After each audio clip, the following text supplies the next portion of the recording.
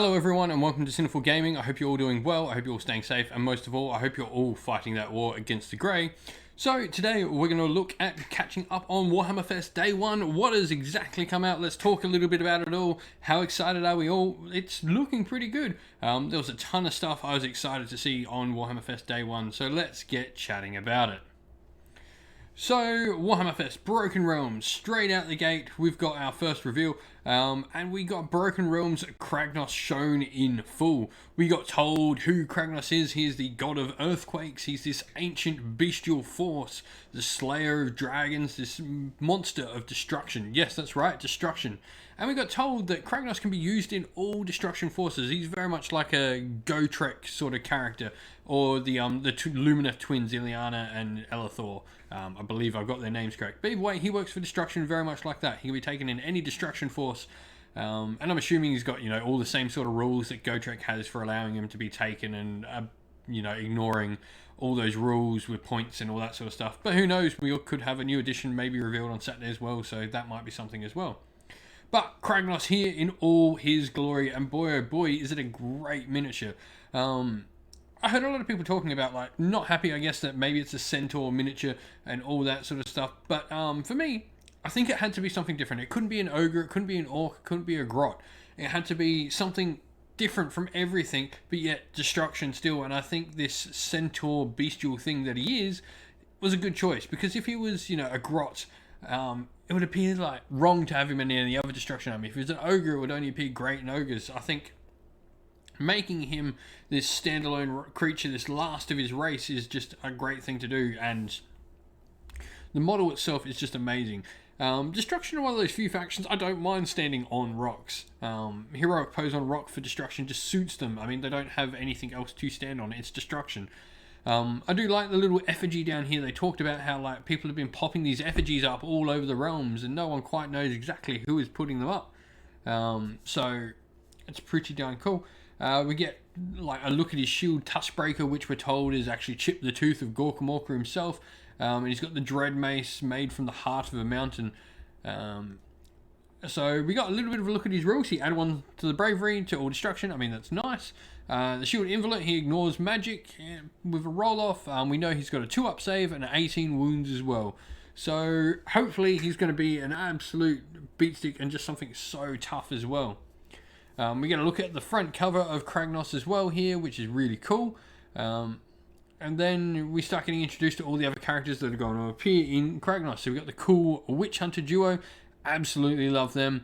Croak plays a major part. I mean, from what we get in the story we were sort of shown in the videos, Croak is the one who entombed Kragnos to begin with. We've got the Shards of Slanesh, the two twins. Great little miniatures again. And we've got the Sylvaneth War Song Chanter. I forget the name of the actual model. But also, interesting, we got told we're going to get a few extra things in Broken Realms Kragnos, so we're going to get a whole bunch of grot rules in here. So assuming we're getting all the White Dwarfs printed in this book, and they did sort of mention spiders as well, which is really interesting. And we got told we're getting a new War Scroll for Alariel, which is amazing. On top of that as well, it was maybe hinted that we might get Excelsis rules for Cities of Sigmar. So a ton of stuff in Kragnos. They're probably leaving the best book for last. There's just so much to go on. I really look forward to this.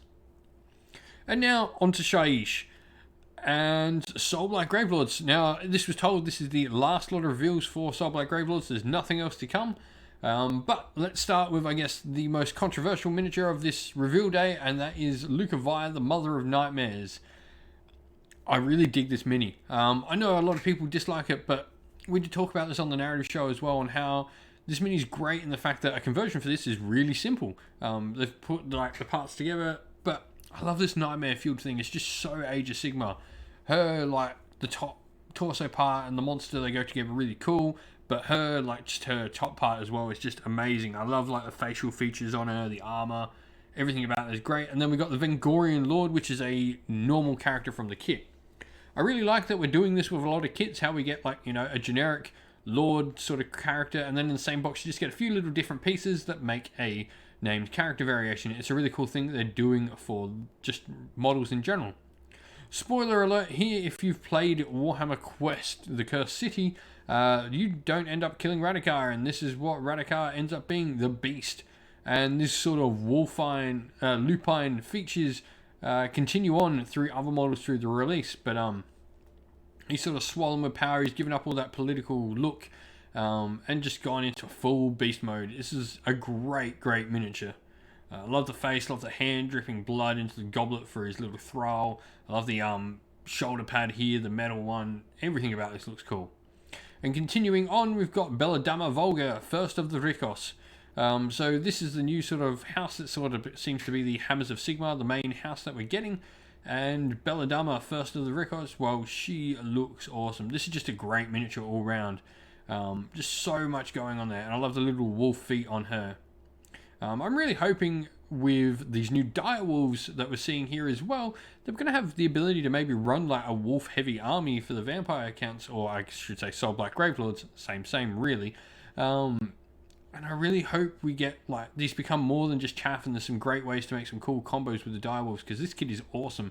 I love them. I like how we've got like some that are like freshly dead, like this one here, and you click across and you've got the ones that are like been dead for a while, even one that's got like its back being picked out by a crow. Oh, just a fantastic bunch of minis. And we get a look at the full army picture here, and you'll spot a couple of things. We've got Vargeist in the back there, the Terrorgeist, the Fellbat here as well, which is really cool. Maybe they're going to get another separate kit. And we've also got the Corpse Cart there as well, so a bunch of stuff staying. On top of this as well, let's not forget, we also got shown that the Graveguard model is going to be the model given away by Games Workshop stores this month. So you would think that kit's staying around as well. And yes, once again, reiterating, we've been told this is it for the range.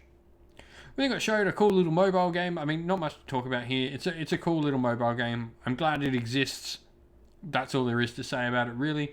It looks cool. It's got a cool little art style, I will say about it. A little sort of like chibi art style, really cool. And then there's a great little interview on exactly who is Kragnos. I really recommend anyone go and give this a nice little watch. But that's it for Warhammer Fest Day 1. What did you think of Warhammer Fest Day 1? Let us know in the comments below. Well, we hope you enjoyed the video. Thank you for watching. Please don't forget to like the video and subscribe to the channel. And also, while you're at it, why don't you come join our Discord server? You can chat to me and other members of our fine little community here at Cinderfall Gaming. You can do so by following the link to our Discord server, which is in the description of the video. Lastly, I'd like to give a shout out to everyone who helps support the channel financially via Patreon and YouTube members. Thank you to our Patreon supporters Christian Weir, James Soren, Chaos Spawn, AJC, Kenny Lowell, Alder and Shot First, James Crowder, Andrew Bowen, Nathan Fee, Tim Newman and The Rising Ape. And thank you to our YouTube members Green Roots Gaming and Fire Titan. Thank you all for supporting the channel, and if you'd like to help support the channel like these fine people do, you can do so by clicking one of the links down to either our Patreon or our YouTube members in the description of the video as well. Thank you all for watching, everyone, though. Stay safe, stay well, and most of all, keep fighting that war against the Grey. Ciao for now.